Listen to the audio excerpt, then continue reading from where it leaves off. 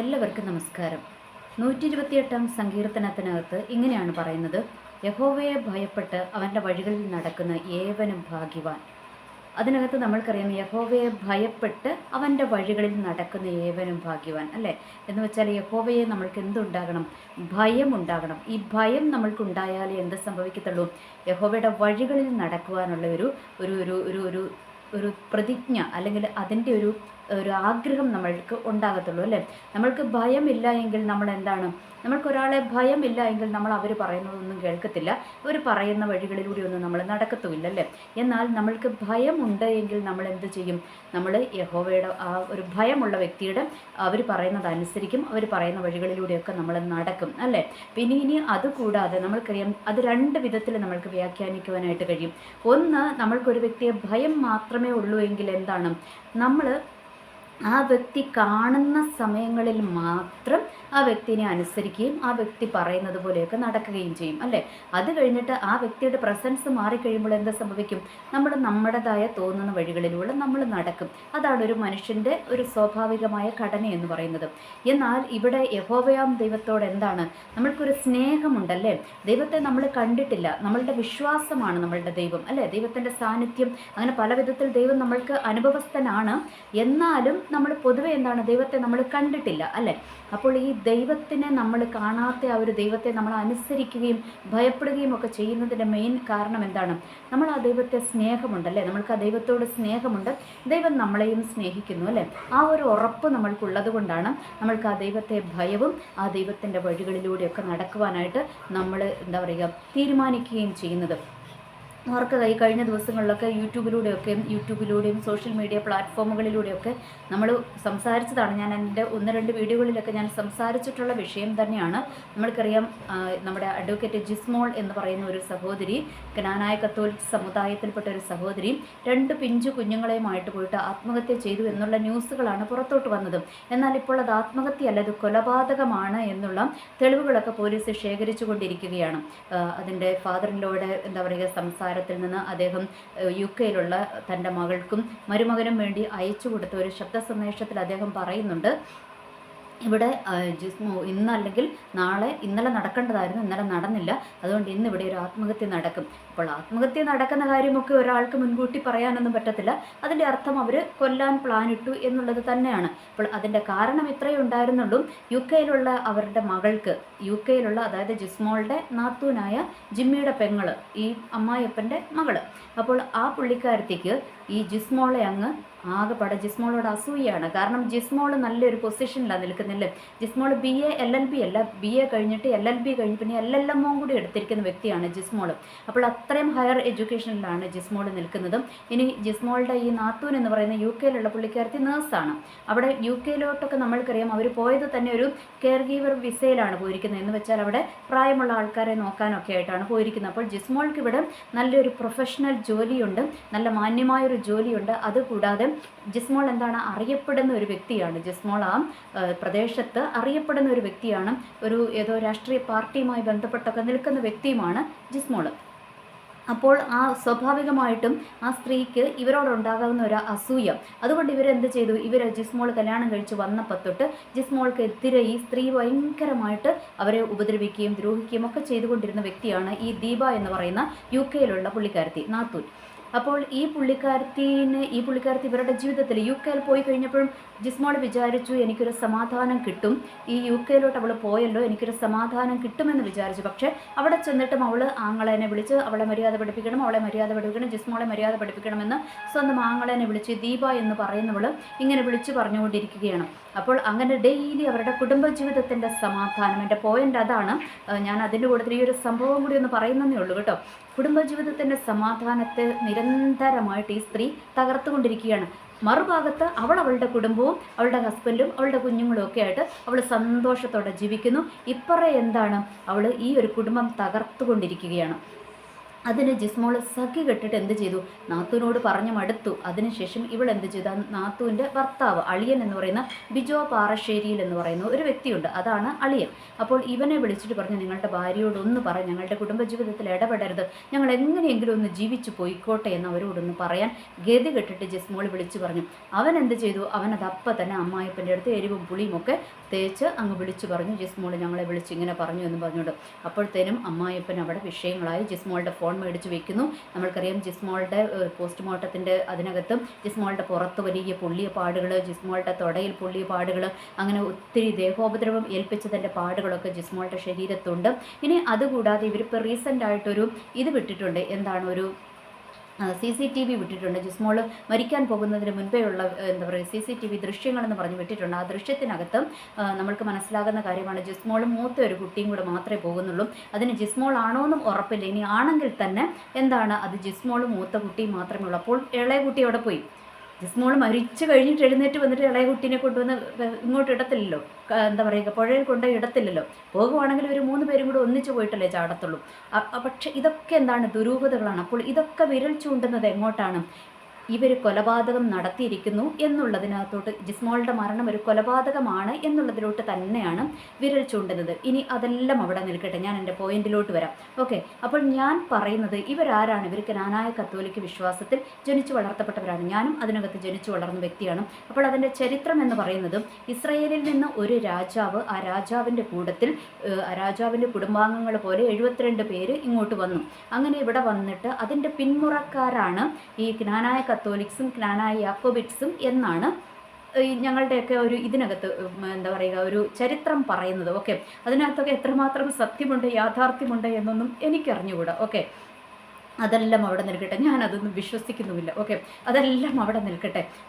അപ്പോൾ ഞാൻ പറഞ്ഞു വരുന്ന കാര്യം, ഇവരും ആരാണ്, ദൈവത്തെ വിശ്വസിക്കുന്നവരാണല്ലേ. ഇവർക്കും അച്ഛന്മാരുണ്ട്, മെത്രാന്മാരുണ്ട്, എല്ലാവരുമുണ്ട്, ദൈവത്തെ വിശ്വസിക്കുന്നവരാണ്. ഇനി അവരുടെ ചരിത്രം മാത്രം എടുക്കേണ്ട, ബാക്കി ഇതര ക്രിസ്ത്യാനികളുടെയൊക്കെ, ഇതര ക്രിസ്ത്യൻ സമൂഹത്തിലുള്ള ഈവൻ പെന്തക്കോസ്തുകാരടക്കമുള്ള കുടുംബത്തിൻ്റെ പശ്ചാത്തലങ്ങൾ എടുത്താൽ എന്താണ്, നമ്മളൊക്കെ ദൈവത്തെ ആരാധിക്കുന്നവരാണല്ലേ, നമ്മളൊക്കെ ബൈബിൾ വായിക്കുന്നവരാണ്, ദൈവത്തെ ആരാധിക്കുന്നവരാണ്, ചർച്ചിൽ പോകുന്നവരാണ്, പ്രസംഗങ്ങൾ കേൾക്കുന്നവരാണ്, എല്ലാമുണ്ട്. കുടുംബ പ്രാർത്ഥനയും കാര്യങ്ങളുമൊക്കെ നമ്മൾ നടത്തുന്നതുമാണ്. പക്ഷേ എന്താണ് സംഭവിക്കുന്നത്, നമ്മൾക്കാർക്കും ഭയമില്ല. ആരെ ഭയമില്ല, നമ്മൾക്ക് ദൈവത്തെ ഭയമില്ല. ഇവർക്ക് ഞാൻ പറഞ്ഞു വരുവാണെങ്കിൽ, ഈ ജിസ്മോളുടെ കുടുംബത്തെയും ഷൈനിയുടെയും ഒക്കെ കുടുംബത്തെ എടുത്താൽ അവർക്ക് ദൈവത്തെ യാതൊരു ഭയവുമില്ല. അവർക്ക് എന്താ പറയുക, നമ്മുടെ ഇന്ത്യൻ ഭരണഘടനയെ പോലും അവർക്ക് ഭയമില്ല എന്ന് നമ്മൾക്ക് മനസ്സിലാക്കുവാനായിട്ട് കഴിയും. ലോ ആൻഡ് ഓർഡറുകളെയൊന്നും അവർക്ക് യാതൊരു ഭയവുമില്ല. അതുകൊണ്ടാണല്ലോ ഇങ്ങനത്തെ ക്രിമിനൽ തരങ്ങളൊക്കെ ഇവർ ചെയ്യുന്നത്. അത് അവർക്ക് മാത്രമല്ല, ഓരോ വ്യക്തികളും അങ്ങനെ തന്നെയാണല്ലോ. നമ്മളുടെ പോലീസ് സംവിധാനങ്ങളെയോ നമ്മളുടെ നിയമ സംവിധാനങ്ങളെയോ ഇന്ത്യൻ ലോയിനെ ഒന്നും അവർക്ക് എന്താണ് വിലയില്ല, അതിനെ അവർ ബഹുമാനിക്കുന്നില്ല, അതിനെ അവർക്ക് ഭയമില്ല. അതുകൊണ്ടാണല്ലോ ഓരോ ക്രിമിനലുകളും എന്താ പറയുക ഉണ്ടായിക്കൊണ്ടിരിക്കുന്നതെന്ന് നമ്മൾക്ക് മനസ്സിലാക്കുവാനായിട്ട് കഴിയും. ഓർക്കുക, ഇനി അതെല്ലാം അവിടെ നിൽക്കട്ടെ. പക്ഷേ നമ്മളെയൊക്കെ സംബന്ധിച്ചിടത്തോളം എന്താണ്, നമ്മളെ സംബന്ധിച്ചിടത്തോളം ഇതിലെല്ലാം ഉപരിയായിട്ട് നമ്മൾ ഇന്ത്യൻ ഭരണഘടനയെ വിശ്വസിക്കുന്നു, ഭരണഘടനയിൽ നമ്മൾക്ക് വിശ്വാസമുണ്ട്, അതിനെ നമ്മൾ അനുസരിക്കുന്നു, അതിനെ നമ്മൾ എന്താ പറയുക ബഹുമാനിക്കുന്നു, നമ്മളുടെ പോലീസുകാരെ ഒക്കെ എന്താ പറയുക നമ്മളുടെ നിയമ സംവിധാനങ്ങളെയൊക്കെ നമ്മൾ ബഹുമാനിക്കുന്നു, അതിനെ നമ്മൾ അനുസരിക്കുന്നു, എല്ലാം നമ്മൾ ചെയ്യുന്നു. പക്ഷേ ഒരു ക്രിസ്ത്യാനിയെ സംബന്ധിച്ചിടത്തോളം ഇതിനെല്ലാം അപ്പുറം എന്താണ്, നമ്മൾക്ക് ദൈവത്തെ ഭയം ഉണ്ടാകണം അല്ലേ. ഇന്നത്തെ ഈ കാലഘട്ടത്തിൽ നമ്മൾക്കറിയാം, ഇപ്പോൾ ഇവർക്കൊക്കെ പൈസയുണ്ട്, ജിസ്മോളുടെ കുടുംബത്തിനും ഷൈനിയുടെ കുടുംബത്തിനൊക്കെ പൈസ ഉള്ളതുകൊണ്ട് അവർ ഇഷ്ടം പോലെ പൈസ എറിഞ്ഞ് ഇതൊക്കെ അവർ എന്താ പറയുക കേസൊക്കെ മാറ്റി മറിച്ചുകൊണ്ടിരിക്കുകയാണ്. അതെല്ലാം അവിടെ നിൽക്കട്ടെ. ഞാൻ പറഞ്ഞു വരുന്നത് എന്താണ്, നമ്മൾക്ക് ദൈവത്തെ ഭയം ഉണ്ട് എങ്കിൽ എന്ത് ചെയ്യും, നമ്മൾ എല്ലാം കാണുന്ന ഒരു ദൈവം അല്ലേ, ദൈവത്തിൻ്റെ കണ്ണെന്താണ്, ഊടാടി സഞ്ചരിച്ചു കൊണ്ടിരിക്കുക, മൊത്തം ലോകത്തെ മുഴുവൻ കണ്ടുകൊണ്ടിരിക്കുകയാണ്. എന്ന് വെച്ചാൽ ഞാൻ ഇരിക്കുന്നത്, എഴുന്നേൽക്കുന്നത്, കിടക്കുന്നത്, നടക്കുന്നത്, പോകുന്നത്, വരുന്നത് എല്ലാം ആര് കാണുന്നുണ്ട്, സർവശക്തനായ ദൈവം പൊക്കത്തിലിരുന്ന് കാണുന്നുണ്ട് അല്ലേ. അതൊരു യാഥാർത്ഥ്യം തന്നെയാണ്. അതിൻ്റെ നേരെ ആർക്കും കണ്ണടയ്ക്കാൻ കഴിയത്തില്ല. എന്ന് വെച്ചാൽ ദുഷ്ടനെയും എന്താ പറയുക നല്ല ആൾക്കാരെയും എല്ലാം ദൈവം കാണുന്നുണ്ട് എന്നുള്ളൊരു കാര്യത്തിൽ നമ്മൾക്ക് തർക്കമില്ല. അപ്പോൾ എന്തുകൊണ്ടാണ് നമ്മൾക്ക് ദൈവഭയമില്ലാതെ വരുന്നത്, ദൈവഭയം നമ്മൾക്കില്ലാതെ വരുന്നത് കൊണ്ടാണ് നമ്മൾ എന്ത് സംഭവിക്കുന്നത്, നമ്മൾ ഇങ്ങനത്തെ ക്രിമിനലായിട്ടുള്ള കാര്യങ്ങളൊക്കെ നമ്മൾ ചെയ്യുന്നത് അല്ലേ. അല്ല എങ്കിൽ നമ്മൾക്ക് ദൈവത്തെ ഭയമുണ്ട്, മറ്റാരും അറിഞ്ഞില്ലെങ്കിലും എന്നെ കാണുന്ന ഒരു ദൈവം ദൈവമുണ്ട് എന്നുള്ള ഒരു കാഴ്ചപ്പാടും ഒരു വിശ്വാസവും എനിക്കുണ്ട് എങ്കിൽ ഞാൻ എന്ത് ചെയ്യുന്നതിന് മുൻപ് ഞാനൊന്ന് ആലോചിക്കും, അല്ലേ, ഇത് ശരിയാണോ തെറ്റാണോ എന്ന് അന്ന് ആലോചിക്കും. ഇനി അറിയാതെ നമ്മളുടെ ഭാഗത്തു നിന്ന് പറ്റി എന്തെങ്കിലും തെറ്റുകൾ വന്നു പോയാൽ തന്നെ നമ്മൾ ഉടനെ ദൈവത്തോട് അതിന് മാപ്പ് ചോദിക്കും, അല്ലേ. പിന്നീട് ഒരിക്കലും അത് ചെയ്യാതിരിക്കാനൊക്കെ നമ്മൾ ശ്രമിച്ചുകൊണ്ടേയിരിക്കും. അതാണ് ഒരു ഭക്തൻ അല്ലെങ്കിൽ ഒരു വിശ്വാസിയുടെ ജീവിതം എന്ന് പറയുന്നത്. ഇത് മറിച്ച് നമ്മൾ പൈസ കൊണ്ട് നമ്മൾക്ക് എന്തും നേടുവാൻ കഴിയും എന്നൊക്കെയുള്ളൊരു ധാരണയിൽ ദൈവത്തെ ഭയമില്ലാതെ കാട്ടിക്കൂട്ടുന്നതൊക്കെ എവിടെ ചെന്ന് അവസാനിക്കും? അവരുടെ കുടുംബത്തിൽ സമാധാനം ഉണ്ടാകുമോ? ഒന്നുമില്ല. ചുമ്മാ കുറച്ച് ഷോ ഓഫുകൾ അത്ര മാത്രമേ ഇതിനകത്തുള്ളൂ. ഇന്ന് പല വിശ്വാസി കുടുംബങ്ങളിൽ ഉൾപ്പെടെ പലയിടത്തും ഇന്നെന്താണ്? ഷോ ഓഫാണ്. എന്ന് വെച്ചാൽ ദൈവത്തിൻ്റെ വചനം പറയുന്നത് പോലെ വെള്ളമില്ലാതെ ഓടുന്ന എന്താ പറയുക മേഘങ്ങൾ, അല്ലേ. വെള്ളമില്ല. മേഘത്തിനകത്തെന്ന് പറഞ്ഞാൽ എന്താണ്? മേഘത്തിനകത്ത് വെള്ളമുണ്ട്. നമ്മൾക്കറിയാം, അല്ലേ, നമ്മൾക്കറിയാം മഴയൊക്കെ എങ്ങനെ ഉണ്ടാകുന്നതെന്നൊക്കെ നമ്മൾ സയൻസിൽ പഠിച്ചിട്ടുണ്ട്, അല്ലേ. അപ്പോൾ നമ്മൾക്കറിയാം ഇത് എന്താണ്? നമ്മൾക്ക് ഭയം ഇല്ല, ദൈവത്തെ ഭയമില്ല. അതിന് കാരണം എന്താണ്? നമ്മൾക്ക് വിശ്വാസമില്ല. നമ്മൾക്ക് പേര് മാത്രമേ ഉള്ളൂ, ക്രിസ്ത്യാനി എന്നുള്ള പേര് മാത്രം. നമ്മൾ പള്ളിയിൽ പോകുന്നു എന്ന് മാത്രം. നമ്മൾക്ക് ദൈവത്തെ ഭയമില്ല. ദൈവത്തെ ഭയമുണ്ട് എങ്കിൽ എന്താണ്? നമ്മളുടെ ജീവിതത്തിൽ നമ്മൾ ക്രമീകരണങ്ങൾ വരുത്തും, അല്ലേ. ഓരോ സ്റ്റെപ്പ് എടുത്ത് വെക്കുമ്പോഴും നമ്മൾ പേടിക്കും, അല്ലേ. ഇത് ചെയ്യാമോ ചെയ്യരുതോ, ചെയ്യാമോ ചെയ്യരുതോ എന്നൊക്കെയുള്ള ഒരു ഭയം നമ്മളുടെ ഉള്ളിലേക്ക് വരും. ഇനി ഓർക്കുക, ദൈവത്തെ ഭയമില്ലാത്തവരുടെ കുടുംബജീവിതങ്ങൾ എടുത്തു നോക്കിക്കേ. ജിസ്മോളുടെ കുടുംബത്തിൽ, ഷൈനയുടെ കുടുംബത്തിലൊക്കെ എടുത്തു നോക്കിക്കേ. അവർക്ക് ഇന്ന് എന്തെങ്കിലും സമാധാനം അവരുടെ കുടുംബങ്ങളിലുണ്ടോ? ഇല്ല. അവരുടെ കുടുംബങ്ങളിൽ ഒരു സമാധാനവും ഇല്ല. കാരണം അവരിന്ന് എങ്ങോട്ട് നടക്കുകയാണ്? എങ്ങനെയെങ്കിലും ഇതിനകത്തുനിന്ന് എന്താ പറയുക, പുറത്തോട്ട് വരാൻ വേണ്ടിയിട്ട് ഇവർ പൈസ ഇങ്ങനെ ഉണ്ടാക്കി, അധ്വാനിച്ചുണ്ടാക്കിയ പൈസ വല്ലവർക്കും ഇങ്ങനെ കൊടുത്തുകൊണ്ടിരിക്കുകയാണല്ലേ. നിയമ സംവിധാനങ്ങളെയും അവരെയും ഇവരെയൊക്കെ വിലയ്ക്ക് വാങ്ങുവാൻ വേണ്ടിയിട്ട് ഇവരിങ്ങനെ അധ്വാനിച്ചുണ്ടാക്കിയ പൈസ മുഴുവൻ ഇവരിങ്ങനെ ചെലവഴിച്ചു കൊണ്ടിരിക്കുകയാണ്. അപ്പോൾ അതുകൊണ്ട് അവർക്ക് വല്ല ഗുണമുണ്ടായോ? ഒരു ഗുണവും ഉണ്ടായില്ല. പിന്നെ രണ്ടാമത് രോഗത്തിൻ്റെ അവസ്ഥകൾ, മനസ്സമാധാനമില്ലായ്മ, കേസ്, കോടതി, ഇങ്ങനെ എല്ലാ വിധത്തിലും അവരുടെ എന്ത് നഷ്ടപ്പെട്ടിരിക്കുകയാണ്? സമാധാനം നഷ്ടപ്പെട്ടിരിക്കുകയാണല്ലേ. ഇനി ഇതൊക്കെ കഴിഞ്ഞ് ഇവർ എല്ലാ വിധത്തിലും ഇവർ ജയിച്ച് പുറത്തോട്ട് വന്നാലോ? സമൂഹത്തിൻ്റെ മുൻപിൽ ഇവർക്ക് എന്തെങ്കിലും വിലയുണ്ടോ? ഒരു വിലയുമില്ലല്ലേ. സമൂഹം ഇവർക്ക് ഒരു വിലയും കൽപ്പിക്കത്തില്ല. പിന്നെ ഇനി ഇവർക്ക് അതൊരു സമാധാനം ഉണ്ടാകുമോ? ഇതൊന്നും ഇവർക്ക് സമാധാനം ഒരിക്കലും കൊടുക്കത്തില്ല. ഇനി ഇവർ നിയമത്തിൻ്റെ മുൻപിൽ നിന്ന് ഇവർ രക്ഷപ്പെട്ടു വന്നാലും ഇവർക്കൊരു സമാധാനവും ജീവിതത്തിൽ കിട്ടാനായിട്ട് പോകുന്നില്ലല്ലേ. ഓൾറെഡി അവരുടെ സമാധാനമൊക്കെ നഷ്ടപ്പെട്ടിരിക്കുകയാണ്. അതുകൊണ്ടാണല്ലോ ഈ കുടുംബത്തിൽ വിഷയങ്ങൾ ഉണ്ടാകുന്നത്. കുടുംബത്തിൽ വിഷയങ്ങൾ ഉണ്ടാകുന്നതിൻ്റെ അർത്ഥം സമാധാനം നഷ്ടപ്പെട്ടിരിക്കുന്നു എന്നാണ് അതിൻ്റെ അർത്ഥം, അല്ലേ. അപ്പോൾ അതിൻ്റെ കൂട്ടത്തിൽ ഇങ്ങനത്തെ ക്രൈമും കൂടെ ചെയ്ത് കഴിയുമ്പോഴത്തെ അവസ്ഥയൊന്ന് ആലോചിച്ച് നോക്കിക്കും. അപ്പോൾ ഇങ്ങനെയുള്ള കുടുംബങ്ങളിലൊന്നും എന്തില്ല? സമാധാനം എന്ന് പറയുന്നതിൽ ഒന്ന് ദൈവഭയമില്ല. ആദ്യം എന്താണ്? ദൈവത്തെ വിശ്വാസമില്ല. വിശ്വാസം നഷ്ടപ്പെടുമ്പോൾ എന്ത് സംഭവിക്കും? ദൈവത്തെ ഭയമില്ല. ദൈവത്തെ ഭയമില്ലാതെ ആകുമ്പോൾ എന്ത് സംഭവിക്കും? കുടുംബത്തിൽ എന്ത് സംഭവിക്കും? നഷ്ടങ്ങൾ സംഭവിക്കും. സമാധാനം ഇല്ലാതാകും. രോഗാവസ്ഥകൾ കടന്നു വരും. എല്ലാം കടന്നു വരും. എന്ന് വെച്ചാൽ എല്ലാ രോഗങ്ങളും എന്താ പറയുക ശിക്ഷയാണെന്നൊന്നും അല്ല ഞാൻ പറഞ്ഞു വരുന്നത് എന്താണെന്ന് വെച്ചാൽ സ്വസ്ഥതയും സമാധാനവും പൊതുവെ നഷ്ടപ്പെടുന്ന ഒരു സിറ്റുവേഷനിലേക്ക് ആ കുടുംബം മാറും. എന്നാൽ ദൈവത്തിൻ്റെ വചനം ഒരു ഭക്തനെക്കുറിച്ച് എന്താ പറഞ്ഞിരിക്കുന്നത്? ഒരു ഭക്തനോ ആരുമാകട്ടെ എന്താ പറഞ്ഞിരിക്കുന്നത്? 128 സങ്കീർത്തനത്തിനകത്ത് യഹോവയെ ഭയപ്പെട്ടവൻ്റെ വഴികളിൽ നടക്കുന്ന ഏവനും ഭാഗ്യവാൻ എന്നാണ് പറഞ്ഞിരിക്കുന്നത്. ഒരാളോ ഇന്നാളെന്ന് മാത്രമല്ല, ഒരു ക്രിസ്ത്യാനിയെന്ന് മാത്രമല്ല പറഞ്ഞിരിക്കുന്നത്. യഹോവയെ ഭയപ്പെട്ട് അവൻ്റെ വഴികളിൽ നടക്കുന്ന ഏവനും ഭാഗ്യവാൻ. എന്നിട്ട് പിന്നെ അടുത്തത് പറഞ്ഞേക്കുക, അങ്ങനെയുള്ളവരുടെ കാര്യമാണ് പറഞ്ഞിരിക്കുന്നത്. നിന്റെ കൈകളുടെ അധ്വാന ഫലം നീ തിന്നും. ഇവിടെ ഈ കുടുംബങ്ങളെ എടുത്തു നോക്കി, അവരധ്വാനിച്ച പൈസ എങ്ങോട്ട് പോകുക? ഒരു കേസിനും അതിനും ഇതിനൊക്കെ ആയിട്ട് അവർ ചെലവഴിച്ചു കൊണ്ടിരിക്കുക. എന്നാൽ ഇവിടെ ദൈവത്തിൻ്റെ വചനം എന്താ പറഞ്ഞിരിക്കുന്നത്? നിന്റെ കൈകളുടെ അധ്വാന ഫലം നീ തിന്നും. എങ്ങനെയാണ് അത് തിന്നുവാൻ നമ്മൾക്ക് പറ്റുന്നത്? യഹോവയെ ഭയപ്പെട്ട് അവൻ്റെ വഴികളിൽ നടക്കുന്ന ഏവനും ഭാഗ്യവാൻ. അങ്ങനെയുള്ള മനുഷ്യന് എന്ത് സംഭവിക്കും? നിന്റെ കൈകളുടെ അധ്വാന ഫലം നീ തിന്നും. നീ ഭാഗ്യവാനാ എന്ന് വെച്ചാൽ യഹോവയെ ഭയപ്പെട്ട് നടക്കുന്ന മനുഷ്യൻ ഭാഗ്യവാനാ. നിന്റെ കൈകളുടെ അധ്വാന ഫലം നീ തിന്നും, നീ ഭാഗ്യവാൻ. നിനക്ക് നന്മ വരും. എന്ന് വെച്ചാൽ നിനക്ക് നന്മ മാത്രമേ വരത്തുള്ളന്നേ. ദൈവം നിനക്ക് നന്മ മാത്രമേ തരത്തുള്ളൂ. ഒരു യഹോവയെ ഭയപ്പെട്ട് നടക്കുന്ന ഒരു മനുഷ്യൻ്റെ അനുഗ്രഹമാണ് ഞാൻ പറയുന്നത്. അവർക്ക് നന്മ മാത്രമേ വരത്തുള്ളൂ. ഓക്കെ. യഹോവയെ ഭയപ്പെട്ട് അവൻ്റെ വഴികളിൽ നടക്കുന്ന ഏവനും ഭാഗ്യവാൻ. നിന്റെ കൈകളുടെ അധ്വാന ഫലം നീ തിന്നും, നീ ഭാഗ്യവാൻ. നിനക്ക് നന്മ വരും. നിന്റെ ഭാര്യ നിന്റെ വീട്ടിനകത്ത് ഫലപ്രദമായ മുന്തിരിവള്ളി പോലെയും നിന്റെ മക്കൾ നിന്റെ മേശയ്ക്ക് ചുറ്റും ഒലുകുതീകൾ പോലെയും ഇരിക്കും എന്നാണ് പറഞ്ഞിരിക്കുന്നത്. ഒന്ന് ഓർത്ത് നോക്കുകയും വീട്ടിലിരിക്കുന്ന ഭാര്യ എന്താകും? വീട്ടിലിരിക്കുന്ന ഭാര്യയാകട്ടെ ഭർത്താവാകട്ടെ എന്താകും?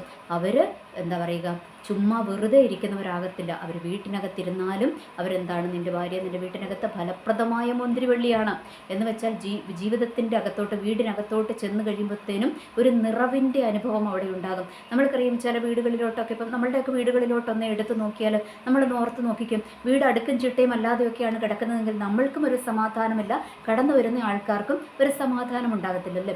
എന്നാൽ വീട് നല്ല അടുക്കും ചിട്ടയുമായിട്ട് നല്ല വൃത്തിയായിട്ട് നീറ്റായിട്ട് നല്ല എന്താ പറയുക തുടച്ച് വൃത്തിയാക്കി അടുക്കി പെറുക്കി എല്ലാം വെച്ചിരിക്കുന്ന ഒരു വീടിൻ്റെ അകത്തോട്ട് കയറുമ്പോൾ തന്നെ എന്താണ്, ഒരു സമാധാനം ഉണ്ടാകുമല്ലേ. അതാ പറഞ്ഞിരിക്കുന്നത്. അതുകൂടാതെ എന്താണ്, അതുമാത്രമല്ല അതിന് പല അർത്ഥങ്ങളുണ്ട്. പിന്നെ ഭാര്യ എന്താ പറയുക വെറുതെ ഇരിക്കത്തില്ല, ഭക്ഷണം ഉണ്ടാക്കുന്നത് മാത്രമല്ല എന്താണ്, അവർക്ക് എന്തെങ്കിലും വരുമാന മാർഗ്ഗങ്ങൾ ഉണ്ടാകും. ഇതൊക്കെ ദൈവത്തിൻ്റെ വചനം പറയുന്ന അതിനകത്തൊക്കെ ഒത്തിരി അർത്ഥങ്ങൾ വേറെയുമുണ്ട്. എന്നാലും ഞാൻ മെയിനായിട്ടും ഒരു ടോപ്പിക്കിലോട്ട് വരികയാണ്. എന്ന് വെച്ചാൽ ആ വീടിനകത്ത് തന്നെ ഒരു സമാധാനം ആരും വരുത്തും, ഈ ഭാര്യ വരുത്തും. അപ്പോൾ ഈ ഭാര്യയും ഭർത്താവും തമ്മിൽ, അല്ലെങ്കിൽ അപ്പനും അമ്മയും ഒക്കെ തമ്മിൽ തന്നെ നല്ലൊരു സമാധാനമുള്ള കുടുംബാന്തരീക്ഷമാണെങ്കിൽ അവിടെ മക്കൾക്കും എന്താണ്, അവർക്കും സമാധാനമാണ് അല്ലേ. ഒന്ന് ഓർത്ത് നോക്കിക്കുക, നമ്മളുടെ വീടുകളിലോട്ട് നമ്മൾ പിന്നെ ചെന്ന് കയറുമ്പോൾ അപ്പനും അമ്മയും തമ്മിൽ കീരിയും പാമ്പും ആണെങ്കിൽ നമ്മൾക്ക് ആ വീട്ടിൽ നിൽക്കാൻ തോന്നുമോ? നിൽക്കാൻ തോന്നത്തില്ലല്ലേ. നമ്മൾ അവിടുന്ന് എങ്ങനെയെങ്കിലും ഒന്ന് പുറത്ത് ചാടിയാൽ മതി എന്ന് വിചാരിക്കും. അപ്പോൾ ഓർക്ക് ഈ അപ്പനും അമ്മയും അല്ലെങ്കിൽ ഭാര്യയും ഭർത്താവും ഒക്കെ നല്ല സ്നേഹത്തിലും സന്തോഷത്തിലും സമാധാനത്തിലും പോകുന്ന കുടുംബങ്ങളിൽ എന്തുണ്ടാകും, മക്കൾക്കൊരു സമാധാനമുണ്ടാകും. അപ്പോൾ അവിടെ പറഞ്ഞിരിക്കുകയാണ്, നിന്റെ ഭാര്യ നിന്റെ വീടിനകത്ത് ഫലപ്രദമായ മുന്തിരിവള്ളി പോലെയും നിന്റെ മക്കൾ നിന്റെ മേശയ്ക്ക് ചുറ്റും ഒലിവുതൈകൾ പോലെയും ഇരിക്കും. എന്ന് വെച്ചാൽ മക്കൾ എന്താണ്, മക്കൾ ഫലവത്തായ നല്ല മക്കളായിരിക്കുമെന്ന്. മക്കളെയും കൊണ്ട് നമ്മൾക്കൊരു സമാധാനക്കേടും ഉണ്ടാകത്തില്ല എന്നും ഓർക്കുക. ഇത് എവിടുന്നാണ് തുടങ്ങുന്നത്? ദൈവത്തെ വിശ്വാസം, ദൈവഭയം അല്ലേ, ഇതൊക്കെയുള്ള മനുഷ്യൻ, ദൈവത്തിൻ്റെ വചനങ്ങളിൽ അനുസരിച്ച് ജീവിക്കുന്ന മനുഷ്യൻ്റെ കാര്യമാണ് പറഞ്ഞിരിക്കുന്നത്. അവർക്ക് എന്താണ്, നിന്റെ കൈകളുടെ അധ്വാന ഫലം നീ തിന്നും, നിന്റെ ഭാര്യ നിന്റെ വീട്ടിനകത്ത് ഫലപ്രദമായ മുന്തിരിവള്ളി പോലെയായിരിക്കും, നിന്റെ മക്കൾ നിന്റെ മേശയ്ക്ക് ചുറ്റും ഒലിവുതൈകൾ പോലെയും ഇരിക്കും അല്ലേ. മക്കളെ കൊണ്ട് ഒരു ശല്യവും ഉണ്ടാകത്തില്ല. ഇന്ന് നമ്മൾക്കറിയാം തലമുറകളെ നശിച്ചു കൊണ്ടിരിക്കുകയാണല്ലേ. അവിടെ ഇവിടെയും പോകുന്നു, അവരെന്താണ് വീട്ടിനകത്ത് കയറി വരുന്നില്ല, മദ്യത്തിനും മയക്കുമരുന്നിനും അടിമകളാകുന്നു അല്ലേ. ഇങ്ങനെയുള്ള സിറ്റുവേഷനുകളിലോട്ടൊക്കെ ഇന്ന് തലമുറ മാറിക്കൊണ്ടിരിക്കുമ്പോൾ ഇവിടെ ദൈവത്തിൻ്റെ വചനം പറഞ്ഞിരിക്കും, ഒരു ഭക്തൻ്റെ വീട്ടിൽ എന്താണ്, ഭക്തൻ്റെ വീട്ടിലെ മക്കൾ ഒലിവുതൈകൾ പോലെ ഇരിക്കും എന്ന് പറഞ്ഞിരിക്കുന്നത്. അപ്പോൾ അവിടെ എന്താണ്, മക്കളെയും കൊണ്ട് ഒരു ശല്യവും ഉണ്ടാകത്തില്ല. കാരണം മക്കൾ എന്താണ്, ഒലിവുതൈ. നമ്മൾക്കറിയാം നമ്മളുടെ ഇസ്രയേലിൻ്റെ ചരിത്രം എടുത്താൽ ഒലീവിന് അവർക്ക് ഒത്തിരി പ്രാധാന്യമുണ്ടല്ലേ. അവരുടെ ഒലീവൊക്കെ അതല്ലേ, അതിൻ്റെ എണ്ണ അവർ ഉപയോഗിക്കുന്നത്, അഭിഷേക തൈലമായിട്ട് ആ എണ്ണ അവർ ഉപയോഗിക്കുന്നത്. അതിനകത്ത് കുറേ കാര്യങ്ങളൊക്കെ ചേർക്കും, എന്നിട്ട് ആ എണ്ണ ഉപയോഗിക്കുന്ന അഭിഷേകം അല്ലേ. അതൊക്കെ എന്തിനാണ് കാണിക്കുന്നത്, അഭിഷേകത്തെ കാണിക്കുന്നത്. അപ്പോൾ മക്കൾ എന്താണ്, അഭിഷേകമുള്ള മക്കളായിരിക്കുമെന്നാണ് ദൈവത്തിൻ്റെ വചനം പറയുന്നതൊക്കെ പോലെ ഇരിക്കും. യഹോവ ഭക്തനായ പുരുഷൻ ഇങ്ങനെ അനുഗ്രഹിക്കപ്പെട്ടവനാകും. യഹോവ സിയോനിൽ നിന്ന് നിന്നെ അനുഗ്രഹിക്കും. നിൻ്റെ ഈ സിറ്റുവേഷനൊക്കെ കാണുമ്പോഴത്തേക്കും എന്താണ്, യഹോവ ഓൾറെഡി അനുഗ്രഹിച്ചു, ഇനി ഒന്നും കൂടെ അനുഗ്രഹിക്കും. എന്ന് വെച്ചാൽ ഇങ്ങനെയുള്ള ഒരു വ്യക്തിയെ കാണുമ്പോൾ എന്താണ്, ദൈവത്തിന് വീണ്ടും വീണ്ടും അനുഗ്രഹിക്കാൻ തോന്നുമെന്ന്. യഹോവ അനുഗ്രഹിക്കും. നിൻ്റെ ആയുഷ്കാലമൊക്കെയും നീ യെരൂശലേമിൻ്റെ നന്മയെ കാണും, നിൻ്റെ മക്കളുടെ മക്കളെയും നീ കാണും. ഇസ്രായേലിൽ മേലെ സമാധാനം ഉണ്ടാകട്ടെ. എന്ന് വെച്ചാൽ ദീർഘായുസ് ദൈവം തരുമെന്ന്. നിൻ്റെ മക്കളുടെ മക്കളെ നീ കാണും. മക്കളെ മാത്രമല്ല കൊച്ചുമക്കളെയും കാണുവാൻ ദൈവം എന്താ പറയുക, വലിയ കൃപ തരുമെന്ന് പറഞ്ഞിരിക്കുന്നത്. ദീർഘായുസ് ദൈവം തരുമെന്നാണ് പറഞ്ഞിരിക്കുന്നത്. ഏത് മനുഷ്യനാണ് യഹോവയെ ഭയപ്പെട്ട് അവൻ്റെ വഴികളിൽ നടക്കുന്ന ഒരു മനുഷ്യന് ദൈവം എന്ത് തരും, ദീർഘായുസ് തരും. ഇനി അതുമാത്രമോ, ഇസ്രായേലിന് മേലെ സമാധാനം ഉണ്ടാകട്ടെ. നമ്മുടെ ദേശത്ത് അല്ലേ, നമ്മുടെ എന്താ പറയുക, ആ ഒരു ദേശത്തെ സമാധാനം അതൊക്കെ ദൈവം ഈ ഒരു വ്യക്തി മുഖാന്തരം ദൈവം തരുമെന്നാണ് പറഞ്ഞിരിക്കുന്നത്. അപ്പോൾ ഒന്ന് ഓർത്ത് നോക്കുക, ഈ ദിവസങ്ങളിൽ നമ്മളൊന്ന് ഉണരാൻ നമ്മൾ തയ്യാറാകുക. നമ്മൾ ദൈവത്തോട് ചോദിക്കുക, ദൈവമേ എൻ്റെ ജീവിതത്തിൽ ഇതിനകത്ത് പറഞ്ഞിരിക്കുന്ന ഈ 128 സങ്കീർത്തനത്തിനകത്ത് പറഞ്ഞിരിക്കുന്ന സകല അനുഗ്രഹങ്ങളും സകല നന്മകളും എനിക്ക് വേണം കർത്താവേ. അതിനായിട്ട് എന്നെ ഒന്ന് ഒരുക്കണമേ, അതിനു വേണ്ടിയിട്ട് ഒരുങ്ങുവാൻ എന്നെ ഒന്ന് പ്രാപ്തനാക്കണമേ എന്ന് ഈ ദിവസങ്ങളിൽ നമ്മളൊന്ന് നന്നായിട്ടൊന്ന് പ്രാർത്ഥിച്ച് നമ്മളൊന്ന് ഒരുങ്ങിക്കുക. നമ്മൾ ഓരോന്ന് ക്രമീകരിക്കുക. ആദ്യം എവിടെ തുടങ്ങണം, വീടിനകത്തുനിന്ന് തന്നെ അല്ലേ. എല്ലാം തുടങ്ങി നമ്മൾക്കറിയാം ചില വീടുകളിലൊന്നും സമാധാനമില്ല. ഇപ്പോൾ ഷൈനീനെയും ജിസ്മോളെയൊക്കെ സംബന്ധിച്ചിടത്തോളം അവർക്ക് അവരുടെ കുടുംബത്തിൽ സമാധാനമില്ല. അപ്പോൾ അങ്ങനെയുള്ള സമാധാനക്കേടുകൾ വരുന്ന എന്താ പറയുക ഭവനങ്ങളൊക്കെ ഉണ്ട്. ഇപ്പം അപ്പനും അമ്മയൊക്കെ ഉള്ള ഭവനമാണെങ്കിൽ അവർക്ക് ഈ കയറി വരുന്ന മകളെ ചിലപ്പോൾ അംഗീകരിക്കുവാൻ കഴിയണമെന്നില്ല. കാരണം അവർക്ക് രക്തബന്ധമൊന്നുമില്ല. അവരെ സംബന്ധിച്ചിടത്തോളം എൻ്റെ മകൻ്റെ ഭാര്യയായിട്ട് അന്യ വീട്ടിൽ ഒരു പെണ്ണ് കയറി വരുന്നു, അങ്ങനെ കാണുന്നവരായിരിക്കും. പക്ഷേ അവർ കുടുംബത്തിലെ സമാധാനം, നമ്മുടെ സമാധാനം ഉണ്ടാക്കുവാൻ ശ്രമിച്ചിട്ട് അവിടെ സമാധാനം ഉണ്ടാകുന്നില്ല എങ്കിൽ എന്ത് ചെയ്യണം, പതുക്കെ അവിടെ നിന്ന് അങ്ങ് മാറിക്കൊള്ളുക. അതിനൊന്നും ഒരു കുഴപ്പവുമില്ല. അതൊന്നും ദൈവത്തിൻ്റെ വചനത്തിന് എതിരൊന്നുമല്ല. നമ്മൾ അവിടെ നിന്ന് അങ്ങ് പതുക്കെ മാറിക്കൊള്ളുക. മാറിയിട്ട് എന്ത് ചെയ്യണം? നമ്മളും മാസത്തിലൊന്നോ ഒക്കെ നമ്മൾ പോയിട്ട് അവരെ കാണുക. കാരണം അവരെ മാതാപിതാക്കന്മാർ ഇപ്പം എന്താ പറയുക, കെട്ടി വന്ന ഒരു പെണ്ണിനെ സംബന്ധിച്ചിടത്തോളം അവരുടെ മാതാപിതാക്കന്മാരല്ലെങ്കിലും അമ്മായിപ്പനും അമ്മായിമ്മ അങ്ങനെ തന്നെ ദൈവത്തിൻ്റെ വചനത്തിൽ കിടക്കുന്നത്. പിന്നെ ചിലർ വലിയ പറയും, അയ്യോ കെട്ടി വന്ന അമ്മയും അപ്പനും അങ്ങനെയൊന്നും അല്ല. അത് ദൈവത്തിൻ്റെ വചനത്തിൽ തന്നെ mother in law father in law അങ്ങനെ തന്നെ പറഞ്ഞിരിക്കുന്നു. ഓക്കെ, വലിയ ആർഭാടമൊന്നും വേണ്ട, mother in law father in law അങ്ങനെ തന്നെ പറഞ്ഞിരിക്കുന്നു. ഓക്കെ, അപ്പോൾ നമ്മൾ എന്ത് ചെയ്യണം? പക്ഷേ നമ്മുടെ ജീവിത പങ്കാളി അത് ആരുമാകട്ടെ, ഭർത്താവിൻ്റെയോ ഭാര്യയുടെയോ ഒക്കെ ആണെങ്കിൽ അവർക്ക് അവരുടെ അമ്മയും അപ്പനുമാണല്ലേ. അപ്പോൾ നമ്മൾ എന്ത് ചെയ്യണം? മാസത്തിലൊരിക്കലൊക്കെ അവരെ പോയി കാണുകയും അവർക്ക് സാമ്പത്തികമായ ആവശ്യങ്ങളുണ്ടെങ്കിൽ അതൊക്കെ നമ്മൾ കൊടുക്കുകയും ഒക്കെ ചെയ്യണം. ഒരു കുടുംബത്തിനകത്ത് സമാധാനക്കേടോടെ ജീവിക്കുന്നതിന് കാരണം എന്താണ്? ഒരാൾ തന്നെ വിചാരിച്ചാൽ അവിടെ സമാധാനം ഉണ്ടാകത്തില്ല. അപ്പോൾ എന്താണ്? നമ്മൾ മാറി താമസിക്കേണ്ടതാണെങ്കിൽ മാറി താമസിക്കണം. അങ്ങനെയൊക്കെ കുടുംബജീവിതത്തിൽ നമ്മൾ എന്ത് ചെയ്യണം? ആദ്യം ഒരു സമാധാനത്തെ കൊണ്ടുവരാനായിട്ട് നമ്മൾ ശ്രമിക്കണം. ഓക്കെ, അപ്പോൾ ഇവിടെ നമ്മൾ വിചാരിക്കേണ്ട ഒരു കാര്യമുണ്ട്. ഞാനിത് പറയാൻ കാരണം എന്ന് വെച്ചാലും നമ്മൾ എന്താണ്, നമ്മളുടെ ആ കുടുംബത്തിനകത്തൊരു സമാധാനം ഇല്ല എങ്കിൽ അതിൻ്റെ ആ കാര്യം എന്താണെന്നറിയാവും. നമ്മൾ പറയും പ്രാർത്ഥിച്ച് അതിന്മേൽ ജയം എടുത്താൽ മതി എന്നൊക്കെ ചിലർ പറയും. പക്ഷേ അതൊന്നും എല്ലാ കാലത്തും അതങ്ങ് പോസിബിൾ ആകണമെന്നില്ല. കാരണം നമ്മൾ ഇതിനകത്ത് ഈ സമാധാനക്കേടിനകത്ത് ജീവിക്കുന്നിടത്തോളം കാലം നമ്മളുടെ ആത്മീയ ജീവിതത്തിനും കുറവ് സംഭവിച്ചുകൊണ്ടേയിരിക്കും. ആ ഒരു യാഥാർത്ഥ്യം നമ്മൾ മറക്കരുത്. അപ്പോൾ നമ്മളുടെ ആത്മീയ ജീവിതം കുറഞ്ഞു പോകുമ്പോൾ, അല്ലെങ്കിൽ പ്രാർത്ഥനാ ലൈഫും കുറഞ്ഞു പോകുമ്പോൾ അവിടെ നമ്മൾക്ക് പോസിറ്റീവായിട്ടുള്ളൊരു ഫലം കണ്ടെത്തുവാനായിട്ട് നമ്മൾക്ക് കഴിയത്തില്ല. എന്നാൽ നമ്മൾ അവിടുന്ന് പതുക്കെ മാറി വേറൊരു വീട്ടിലോട്ടൊക്കെ മാറിക്കഴിഞ്ഞു കഴിയുമ്പോൾ എന്ത് സംഭവിക്കും? ഈ എന്താ പറയുക, അവിടെ മഞ്ഞുരുകും. എന്ന് വെച്ചാൽ ആ ഒരു എന്താ പറയുക ശത്രുതാ മനോഭാവങ്ങളൊക്കെ മാറും. കാരണം വല്ലപ്പോഴും അല്ലേ കാണുന്നുള്ളൂ, അങ്ങനെയൊക്കെ വരും. അതുകൊണ്ട് ഇന്ന് എന്താ പറയുക, ഈ മരുമക്കളും അമ്മായിമ്മയും അമ്മായിപ്പനും മരുമക്കളും ഒക്കെ ആയിട്ട് വിഷയങ്ങളുള്ള വീടുകളിൽ നിന്ന് പരമാവധി നമ്മൾ അഡ്ജസ്റ്റ് ചെയ്യാൻ നോക്കുക. പറ്റുന്നില്ല എങ്കിൽ എന്ത് ചെയ്യണം? നമ്മൾ അവിടെ നിന്ന് അങ്ങോട്ട് മാറി താമസിക്കുക. അപ്പോൾ കുടുംബം തകരത്തിൽ. ഇപ്പോൾ ജിസ്മോളുടെയും ഷൈനിയുടെയും ഒക്കെ കാര്യത്തിൽ അതായിരുന്നു അല്ലേ. അവർ മാറി താമസിച്ചിരുന്നെങ്കിൽ അവർ ഇന്നും ജീവനോടെ ഇരിക്കുമായിരുന്നു, അവരുടെ കുടുംബം നന്നായിട്ട് പോകുമായിരുന്നു. എന്തുകൊണ്ടോ അതൊന്നും അവർക്കൊക്കെ സാധിച്ചില്ല. ആ ഒരു ബുദ്ധി അവർക്ക് പോകാത്തത് കൊണ്ടാണോ സാധിക്കാത്തത് കൊണ്ടാണോ എന്താണോ എനിക്കൊന്നും അറിഞ്ഞുകൂടാ. പക്ഷേ ഞാൻ പറഞ്ഞു വരുന്നത് എന്താണ്, നമ്മൾ ഇനിയെങ്കിലും ദൈവം നമ്മൾക്കൊരു ബുദ്ധി തന്നിട്ടുണ്ടല്ലേ, ആ ബുദ്ധി അനുസരിച്ച് നമ്മൾ മുൻപോട്ട് പോവുക. ഇനി ഞാൻ പറഞ്ഞു വരുന്ന എൻ്റെ മെയിൻ കാര്യം ഞാൻ പറഞ്ഞു. നമ്മൾ എന്താണ് നമ്മളുടെ അല്ലേ കുടുംബജീവിതം, ദൈവം ഏൽപ്പിച്ച കുടുംബജീവിതം, അത് അപ്പനും അമ്മയും മക്കളും ഒക്കെ ഉള്ളതാണാകാം, ഭാര്യയും ഭർത്താവും മക്കളും ഉള്ളതാകും, ഏത് വിധത്തിലുമാകട്ടെ നമ്മളുടെ ജീവിതത്തിൽ എന്തുണ്ടാകണം? ഫസ്റ്റ് ദൈവത്തെ നമ്മൾ വിശ്വസിക്കണം, അതിനുശേഷം നമ്മൾ ദൈവത്തെ ഭയപ്പെടണം, പിന്നെ ദൈവത്തിൻ്റെ കൽപ്പനകൾ അനുസരിച്ച് ജീവിക്കണം. അപ്പോൾ തരുന്ന അനുഗ്രഹങ്ങളാണ് ഈ 128-ാം സങ്കീർത്തനത്തിനകത്ത് മുഴുവൻ കിടക്കുന്ന ഒരു ആയുസിൻ്റെ മുഴുവൻ അനുഗ്രഹങ്ങളും അതിനകത്തുള്ള കൊച്ചു സങ്കീർത്തനമാകട്ടോ. നമ്മൾ ഇതൊക്കെ ഒന്ന് ക്രമീകരിക്കാൻ ഏൽപ്പിച്ചു കൊടുത്തിട്ട് ഈ സങ്കീർത്തനമൊക്കെ ഒന്ന് വായിച്ച് അതിനകത്ത് ദൈവം പറഞ്ഞിരിക്കുന്ന വാഗ്ദത്തങ്ങളൊക്കെ നമ്മളൊന്ന് ഏറ്റെടുത്ത് നോക്കിക്കും. ഞാനൊരു കാര്യം പറയട്ടെ, എനിക്ക് പണ്ടൊരു സ്വഭാവം ഉണ്ടായിരുന്നു കേട്ടോ. ഞാൻ ഈ പ്രവാചകന്മാരുടെയൊക്കെ പുറകെ ഭയങ്കരമായിട്ട് പോയിക്കൊണ്ടിരുന്ന ആളാണ്. ഒത്തിരി പൈസ അതിൻ്റെ മേൽ കളഞ്ഞിട്ടുമുണ്ട് കേട്ടോ. ഒരു വിഷയം വന്നാൽ ഒട്ടനെ പ്രവാചകനെ വിളിക്കും, പ്രാർത്ഥിപ്പിക്കും. എത്രയോ തെറ്റായ ഗൈഡൻസുകൾ അവർ തന്നിട്ടുണ്ടെന്നറിയാമോ. അതുകൊണ്ട് ഇങ്ങനത്തെ വിഷയങ്ങളൊക്കെ നമ്മളുടെ ജീവിതത്തിൽ ഉണ്ടാകും. പക്ഷേ പിന്നീട് ഞാൻ പഠിച്ച ഒരു കാര്യമാണ്, എൻ്റെ ജീവിതത്തിൽ ദൈവം തന്നെ സ്വപ്നത്തിലൂടെ എന്നോട് ഇടപെടും. എന്ന് വെച്ചാൽ എനിക്കെന്തെങ്കിലും എൻ്റെക്കോ എൻ്റെ പ്രിയപ്പെട്ടവർക്കൊക്കെ എന്തെങ്കിലും ഒരു അനർത്ഥങ്ങൾ വരാൻ പോവുകയാണെങ്കിൽ അതൊക്കെ ദൈവം സ്വപ്നത്തിലൂടെ എനിക്ക് മുന്നറിയിപ്പുകൾ തരാറുണ്ട്.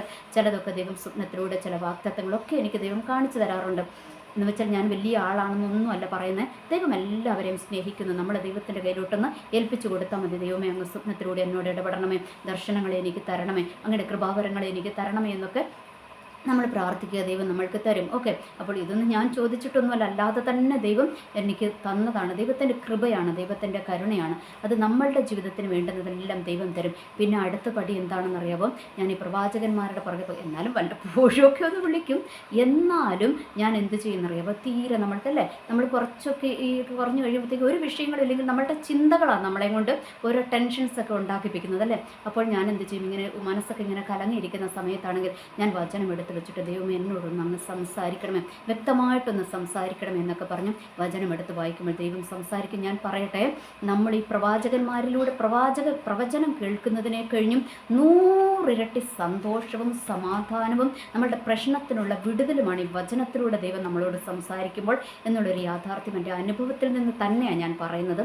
അതുകൊണ്ട് നമ്മൾ ഈ ദിവസങ്ങളിൽ ദൈവത്തിൻ്റെ വചനത്തിൻ്റെ മുൻപിലായിരിക്കുവാൻ നമ്മൾ പ്രത്യേകം ശ്രദ്ധിക്കുക. കാരണം പിശാചും കുടുംബങ്ങളെ തകർക്കുവാൻ, തലമുറകളെ തകർക്കുവാൻ ഒക്കെ പിശാചും വല്ലാതെ ഊടാടിക്കൊണ്ട് നടപ്പുണ്ട്. അതുകൊണ്ട് നമ്മൾ വിട്ടുകൊടുക്കരുത്. നമ്മളുടെ കുടുംബത്തെ, നമ്മളുടെ തലമുറകളെ, നമ്മളുടെ സ്വസ്ഥമായ ജീവിതത്തെ ഒന്നും പിശാചിൻ്റെ കരത്തിലേക്ക് വിട്ടുകൊടുക്കരുത്. നമ്മളിരുന്ന് വചനത്തിന് മുന്നിൽ വരുന്ന് പ്രാർത്ഥിക്കുക, ദൈവത്തിൻ്റെ വചനം നമ്മൾക്ക് പ്രൊട്ടക്ഷൻ ആകും. എനിവേ ഈ ഒരു സങ്കീർത്തനം നമ്മളുടെ ജീവിതത്തിൽ ബലമാകട്ടെ, കോട്ടയാകട്ടെ, നമ്മൾക്ക് അനുഗ്രഹമാകട്ടെ. എല്ലാവർക്കും നല്ലൊരു ദിവസം ആശംസിക്കുന്നു. നന്ദി, നമസ്കാരം.